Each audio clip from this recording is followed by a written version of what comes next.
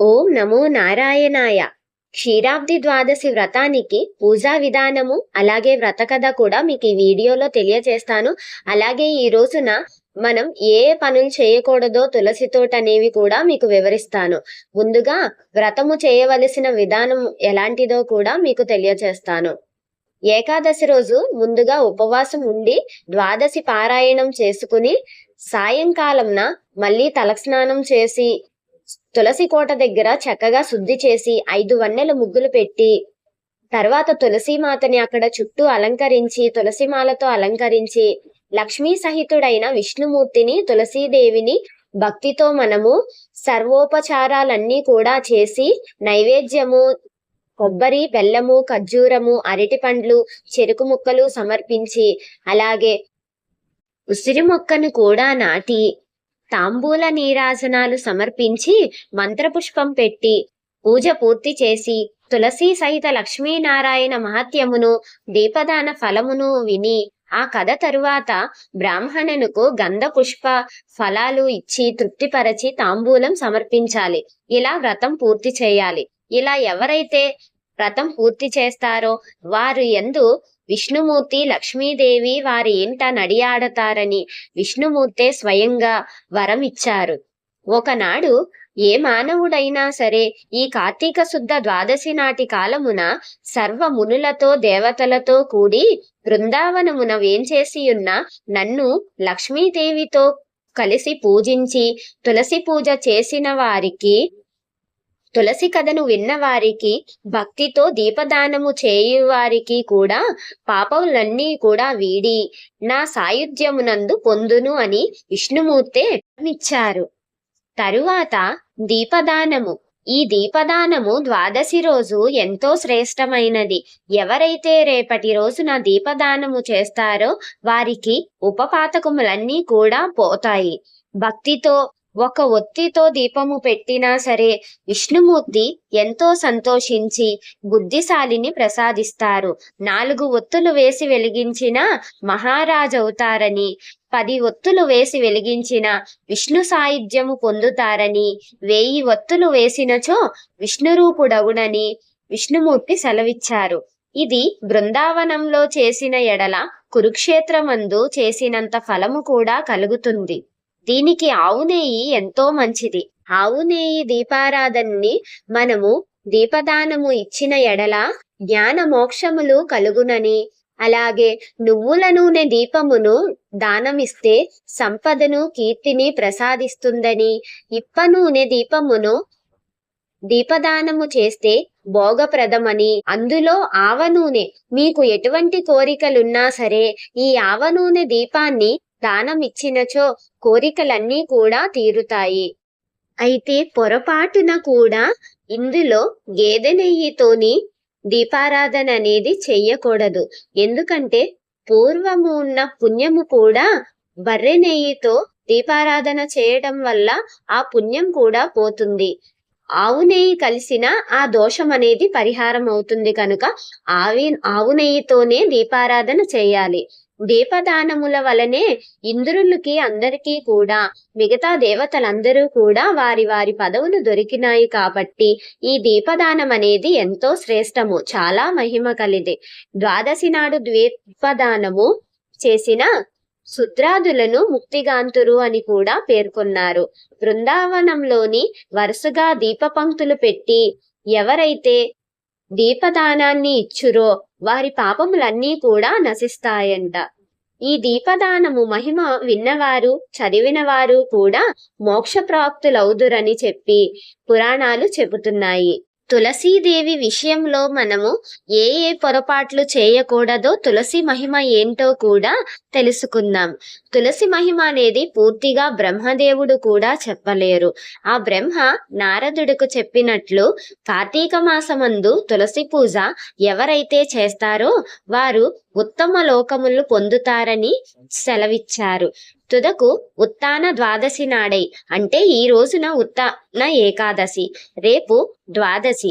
ఈ ద్వాదశిన తులసి పూజ చేయని వారు 1,000,000 జన్మలు చండాలులై పుడతారని తులసి మొక్క వేసి పెంచిన వారు దానికెన్ని వేళ్లు పారునో అన్ని మహాయుగములు కూడా విష్ణులోకమందు ఉంటారంట.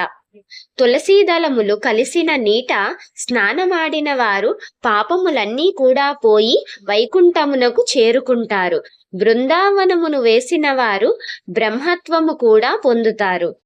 అలాగే తులసి దళాలని అవమానించిన, తులసి దళాలని భక్షించిన, తులసి వేరులు కాల్చినా సరే ఎంతో పాపము. తులసీమాత ఉన్న చోటకి యమకింకరులు కూడా రారు.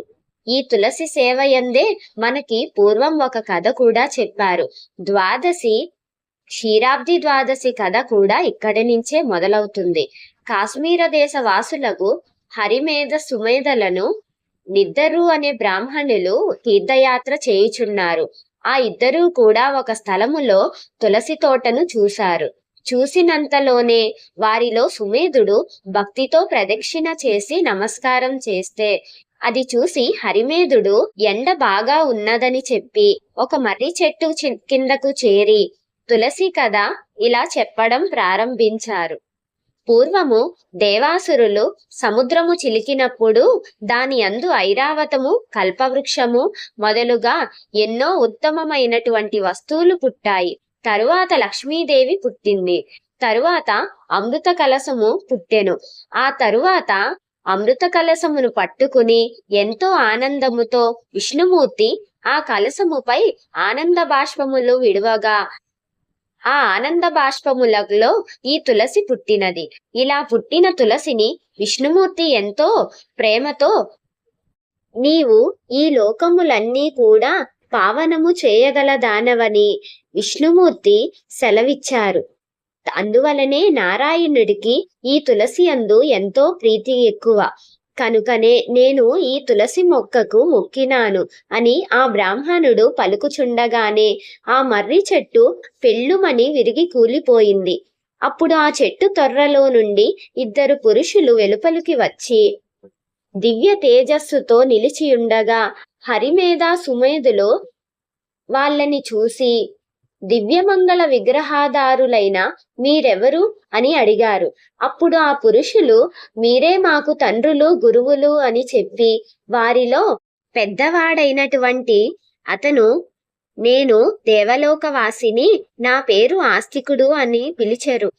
నేను ఒకరోజు అప్సరసలతో కలిసి నందనవనమున కామ వికారముచే మైమరచి క్రీడించుచుండగా మేము ధరించిన పుష్పమాలికలు పైన పడి మా సందడి వలన సమాధి చలించి ఇచ్చట తపస్సు చేయుచున్న రోమస మహాముని నన్ను చూసి నీవు మదోన్మతుడవై ఇట్లు నా కలజడి కలిగించితివి కనుక బ్రహ్మ రాక్షసుడు వగు అని శపించి అతో పాటు ఉన్న కన్యలదు తప్పిదము ఏమీ లేదని తెలిసి క్షమించి వదిలేశారు. అప్పుడు ఆ మునీశ్వరుణ్ణి నేను నా శాప విమోచనానికి దారి చూపించమని అడుగగా ఆ మునీశ్వరులు ఎవరైతే విష్ణు మహిమను అలాగే తులసి మహిమను ఇచటకు వచ్చి చెబుతారో అది నీవు విందువో అప్పుడే నీకు శాప విమోచనము కలుగుతుంది అని అనుగ్రహించి అతను వెళ్ళిపోయారు. అప్పటి నుంచి కూడా నేను బ్రహ్మ రాక్షసుడినయ్యి ఈ చెట్టు తొర్రలోనే చేరి ఇక్కడే నివసిస్తున్నాను. ఈ రోజున మీ దయ వలన నాకు శాప విమోచనము కలిగింది అని చెప్పి రెండవ వాడు అయినటువంటి ఇంకొక బ్రహ్మ రాక్షసుని గురించి కూడా ఆ బ్రాహ్మణులకు చెప్పారు. ఇతను ఒక ముని కుమారుడు. పూర్వము గురుకులంలో ఇతను చేసిన ఒక అపరాధము వల్ల గురువు చేతే శాపము పొంది ఇలా నాతో కలిసి శిక్షని అనుభవించారు.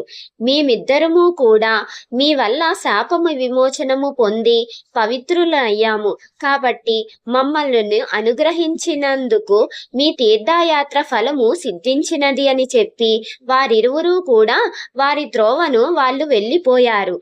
ఆ తరువాత ఈ బ్రాహ్మణులిద్దరూ కూడా ఎంతో ఆశ్చర్యముతో మునిగి తులసి మహిమను పొగుడుచు యాత్ర ముగించు వారు వారి ఇండ్లకు చేరుకుంటిరి.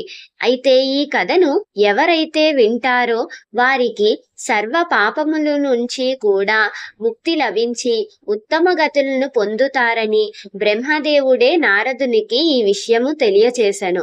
క్షీరాబ్ది వ్రతము చేసి తులసి కథ విన్నవారందరూ కూడా ఉత్తములగుదరని, విష్ణుమూర్తికి ఎంతో ప్రీతికరమని ఈ కథ మనకి తెలియచేస్తుంది.